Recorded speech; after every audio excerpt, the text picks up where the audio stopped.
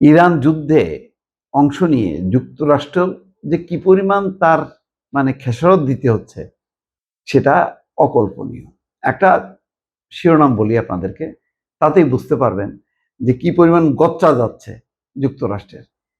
ইরানের $20,000 ড্রোন ঠেকাতে, $20,000 অর্থাৎ যে ড্রোনের দাম $20,000 তার নির্মাণ খরচ, সেইটা ঠেকাতে যুক্তরাষ্ট্রের খরচ $40 লাখ। খেয়াল করছেন? কোন সেই ড্রোন? ইরানের শাহেদ ড্রোন। এই সিরিজের যে ড্রোন, এটা ভয়ঙ্কর ভয়ঙ্কর আওয়াজ, জ্বালানি সাশ্রয় এবং 40 থেকে 50 কেজি ওজনের বিস্ফোরক বহন করতে পারে, সক্ষমতা আছে। রাডারও ফাঁকি দিয়ে দেয়। এই ড্রোনের যন্ত্রণায় পুরো ইসরায়েল, আমেরিকা অতিষ্ঠ, কোনোভাবেই ঠেকাতে পারতেছে না। সেই খবর বলছে এনডিটিভি। তাতে বলা হচ্ছে যে ইরানের শাহেদ সিরিজের কামিকাজে ড্রোন এখন যুদ্ধক্ষেত্রে এক ভয়ঙ্কর আতঙ্ক হয়ে উঠেছে। এর রয়েছে জ্বালানি সাশ্রয়ী ইঞ্জিন, রাডার এড়িয়ে যাওয়ার সক্ষমতা এবং 40 থেকে 50 কেজি বিস্ফোরক বহনের ক্ষমতা। মাত্র 20,000 থেকে 50,000 মার্কিন ডলার খরচে এক একটি শাহেদ ড্রোন তৈরি করা যায়। মাত্র 20 থেকে 50,000। আর যেখানে তারা লক্ষ লক্ষ ডলার খরচ করতেছে যে কোনো অস্ত্র তৈরিতে, সেখানে 20 থেকে 50,000 ডলার। আচ্ছা, বিপুল পরিমাণে উৎপাদন করা সম্ভব বলে এসব ড্রোন দিয়ে যে কোনো দেশের আকাশ প্রতিরক্ষা ব্যবস্থাকে সহজেই দিশেহারা করে দেওয়া যায়। একসঙ্গে যখন নাকি অসংখ্য ড্রোন যায়, কোনটাকে ঠেকাবে আর কোনটাকে ঠেকাতে পারবে না, দিশেহারা হয়ে যায় আকাশ প্রতিরক্ষা ব্যবস্থা। সেই কথাই বলা হচ্ছে। শাহেদ 131 এবং 136 সিরিজের এসব ড্রোন মূলত সাধারণ মানের ক্রুজ ক্ষেপণাস্ত্র। ইসরায়েল এবং যুক্তরাষ্ট্রের সঙ্গে সংঘাতে ইরান এগুলোকে প্রতিরোধের প্রধান অস্ত্র হিসেবে ব্যবহার করছে। শত শত মাইল পাড়ি দিয়ে ড্রোনগুলো সামরিক ঘাঁটি, তেল শোধনাগার এবং বেসামরিক স্থাপনায় নিখুঁতভাবে আঘাত হানছে।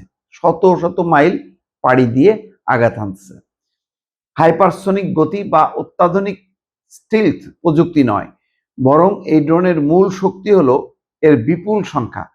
একসঙ্গে যখন কি ছাড়ে, তখন একটা দুইটা না, অনেকগুলো রওনা হয় আঘাত হানার জন্য। যুক্তরাষ্ট্রের তৈরি প্যাট্রিয়টের মতো উন্নত আকাশ প্রতিরক্ষা ব্যবস্থাকে ব্যস্ত রাখতে ইরান শত শত ড্রোনের ঢেউ পাঠাচ্ছে, যাতে এই যুক্তরাষ্ট্রের যে আকাশ প্রতিরক্ষা ব্যবস্থা ব্যস্ত থাকে। তার ফাঁকে দিয়ে হয়তো অনেকগুলো, 100টা পাঠানোর মধ্যে হয়তো 70-80টা আটকায় দেয়, কিন্তু বাকিগুলি যে আঘাত করে। সংক্ষেপে বললে, ইরানের কৌশল হলো এই উড়ন্ত ক্ষেপণাস্ত্র দিয়ে প্রথমে প্রতিপক্ষের রাডার এবং আকাশ প্রতিরক্ষা ব্যবস্থাকে অকেজো করা। অর্থাৎ প্রথমে এই উড়ন্ত যে ক্ষেপণাস্ত্র বা ড্রোনগুলো দিয়ে তাদের রাডার এবং আকাশ প্রতিরক্ষা ব্যবস্থাকে অকেজো করে ফেলে, কারণ এতে জড়া যায়। এরপর বড় এবং শক্তিশালী ব্যালিস্টিক ক্ষেপণাস্ত্র দিয়ে হামলা চালানো হয়, যেন এগুলো অনায়াসেই লক্ষ্যভেদ করতে পারে। অর্থাৎ ওইগুলো দিয়ে একটা বিভ্রান্ত জাল তৈরি করে, প্রতিরক্ষা ব্যবস্থাটাকে অকেজো করে দেয়। তারপরে ওদের ব্যালিস্টিক ক্ষেপণাস্ত্র দিয়ে আঘাত হানে।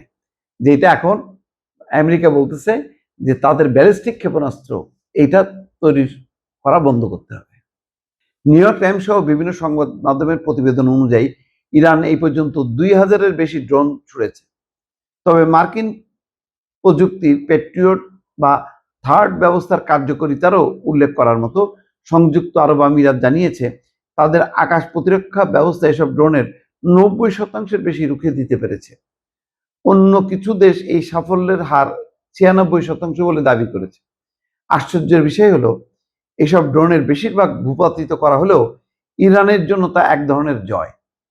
কারণ মাত্র $20,000 একটি ড্রোন ধ্বংস করতে যুক্তরাষ্ট্রকে প্রায় 40 লাখ $4 মিলিয়ন মূল্যের শক্তিশালী রকেট খরচ করতে হচ্ছে। 4 বছর আগে শুরু হওয়া রাশিয়া ইউক্রেন যুদ্ধের সময় থেকেই পশ্চিমা বিশ্ব একটি বড় সমস্যার কোনো সমাধান খুঁজে পাচ্ছে না, তা হলো শাহেদ ড্রোনের উৎপাদন খরচের সঙ্গে একে ঠেকানোর খরচের বিশাল ব্যবধান।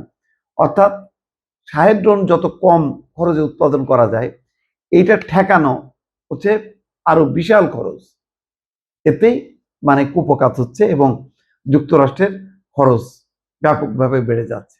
এখন হিমশিম খাচ্ছে এই যে শাহেদ সিরিজের ড্রোনগুলো ঠেকানো যায় কিভাবে, সেটা নিয়ে যুক্তরাষ্ট্র কোনো কুল কিনারা পাচ্ছে না। খবরে দেখেছেন যে তারা ওই ইউক্রেনের শরণাপন্ন হয়েছে, যে ইউক্রেন হয়তো এটা ঠেকাইতে পারে সেরকম প্রযুক্তি আছে। এখন ইউক্রেনের দ্বারস্থ হচ্ছে যুক্তরাষ্ট্র। এটা যুক্তরাষ্ট্রের জন্য অত্যন্ত লজ্জার একটা বিষয়।